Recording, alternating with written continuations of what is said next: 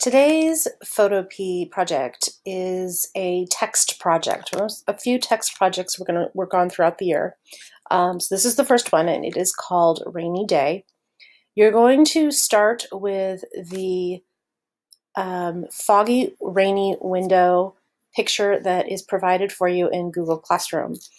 So you're going to open that in Photopea. The next thing you need to do is open a Google tab and search for the words city nightscape. So when you search for the word city nightscape, a lot of them are going to come up. And find one that you like. And you want to try and find a large one. So the easiest way to do that is to go to Tools, Size, Large. Okay? And then look for one that you like. I really like this one. I think that one looks really good. This one from New York is really, really pretty. Try to find something that has a lot of color to it, but it has to be a real picture. You can't do something that's an illustration. You also don't want anything that has a watermark on it. This is another illustration, but it has a watermark on it. You want it to be an actual photo. So I'm going to use this one from New York this time, I think. And I'm going to click it just so that it comes up and is a little bigger to choose from. And I'm going to right click and copy the image. And then I'm going to go back to Photopea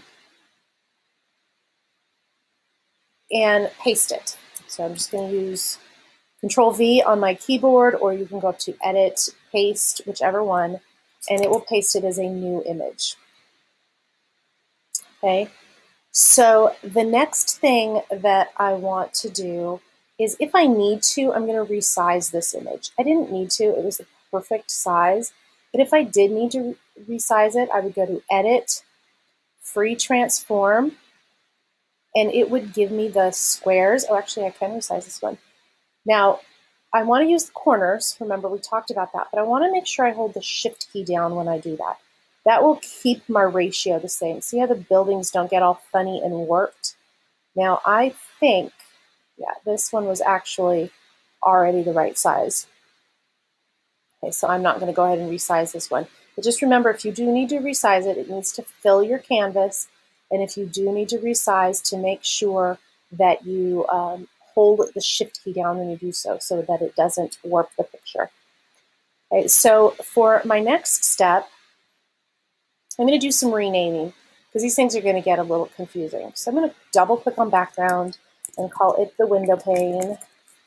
And I'm going to double click on my picture and call it my cityscape, just so that I can keep them straight. And making sure that I'm clicked on my cityscape layer, I'm going to go to Filter, Blur, and I'm going to choose the blur I can't pronounce. And I'm going to leave it as a lower number. So this is another one that you can, slide it along and see. Just like we did with the frosted background, I don't want it to be too blurry. I need to be able to kind of tell it's a window. I mean, but there are buildings behind there. So somewhere between 8 and 10 sounds pretty good. And I'm going to click OK. Okay. Okay, and then the next thing I'm going to do, we've talked before about these blend layers, these layer modes. We've used them before. So I'm going to click on that, and I'm going to choose Overlay. Now, if I remember correctly from the last video, this doesn't show up on your screen, but trust me, Overlay is on that list. So we're going to click Overlay, and now you can see the city through the raindrops. That's that. Okay, so now I have my window pane, my cityscape is set to Overlay. Okay, so now I'm going to click on my type tool. I'm going to choose the largest size font that I can, make sure that it's black, and then I'm going to choose a font that I like. And I'm going to choose the Action Man Extended off of the list that was given. And it's up near the front. I'm going to go too far though. Action Man Extended. And I'm going to type my word. Okay, now I need it to be bigger because I want it to kind of fill my screen. So I'm going to go to Edit, Free Transform. I'm going to remember again that I need to hold the Shift key down so that I don't get my letters to be too funny. Okay, I want to curve it a little, so I'm going to move my mouse over the corner, and when it turns into those funny curved arrows, I'll turn it a little bit and then move it onto my page. Okay, then click OK. So the next step that I'm going to take is I'm going to go to Filter, Liquify, and it's going to ask you if you want to rasterize your text layer, and you're going to choose OK.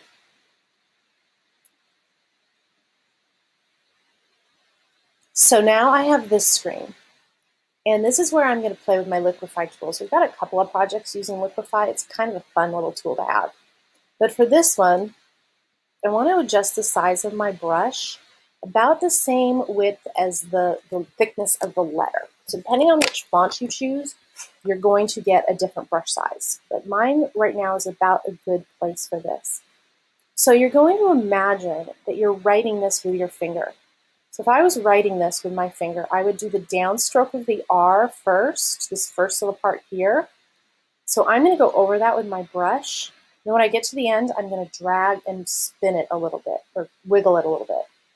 And then if I was going to draw the R, I would go around this way. When I get to the end, I'm going to click and drag down a little bit. Okay, that one didn't go enough, so I'm going to do it another time. Okay, so the A. Now, if I was normally drawing an A, I would start at the peak and come down here. So I'm going to do that on this one. And again, didn't quite go the way I wanted it, so I'm going to do it again. And I would bring this point down. And the I would bring the bottom of the I down. I would do the same thing kind of where at the bottom point of all of my letters. Okay? So my Y needs to come down. The D would be around here somewhere. I can go a little bit bigger on that one. I got the 2 points in my A again. Remember, notice that I'm moving my mouse and I'm kind of wiggling it as I pull it down.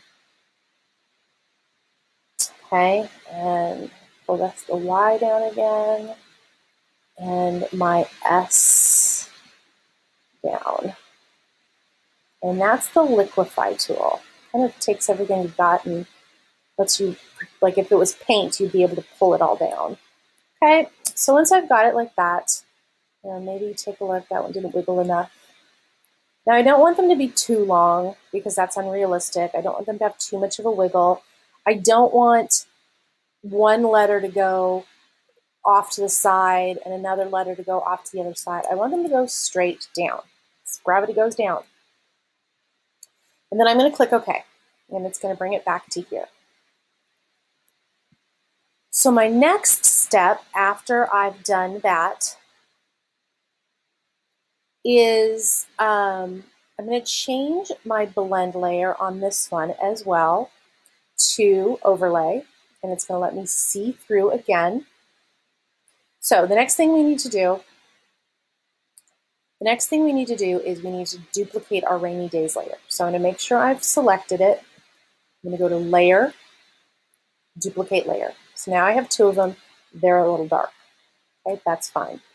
So the next thing I want to do is I want to add a raster mask. So I'm going to go to Layer, Raster Mask, and I want to choose Hide All. Okay, that's going to make that top one go away. It's going to put a little black box over here in the layer panel. So my next step is to make sure that my color picker is white down here. Choose the brush tool. I want to have a pretty large brush. So I'm going to move it all the way up to pretty big, around 400. I want to move my hardness all the way to 0. That's a really soft brush. Okay, we did that in the last one. Then I'm going to come back to my picture and I'm going to go over just the top. Okay, so I went a little too far down. I'm going to undo that, and my brush is actually too big. So I'm going to lower my brush down so I can control it a little better. And I only want to go over the top part of the letter. See how I'm just kind of going right over the tops of those letters. I'm not hitting the bottom of them. That'll make just the top of it stand out, but not so much the bottom. You'll also notice over here on my black rectangle, I now have a white rectangle or a white streak through it. So the black hid everything, and then painting over it in white reveals what's underneath. Okay? So if I want to go ahead and I think that looks pretty good, but I think I want to make the top part even darker. Okay? So I'm going to click on my rainy days again. I'm going to duplicate this layer again. This time I'm going to move it up to the top, so it's my top layer.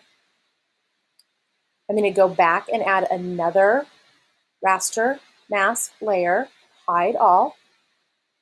I'm going to go over the top of it again one more time. So you can see how the top is just getting a little bit darker, revealing just a little bit underneath.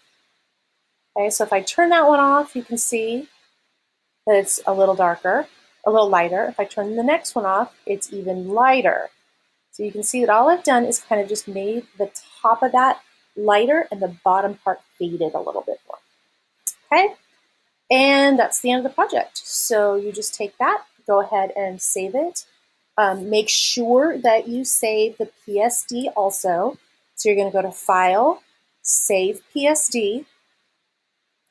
You can either attach the PSD that you've saved and downloaded to your Chromebook to your Google Classroom, and that your teacher can review it as a PSD, or once you've done the PSD, you can export it as a PNG and attach the PNG, either one.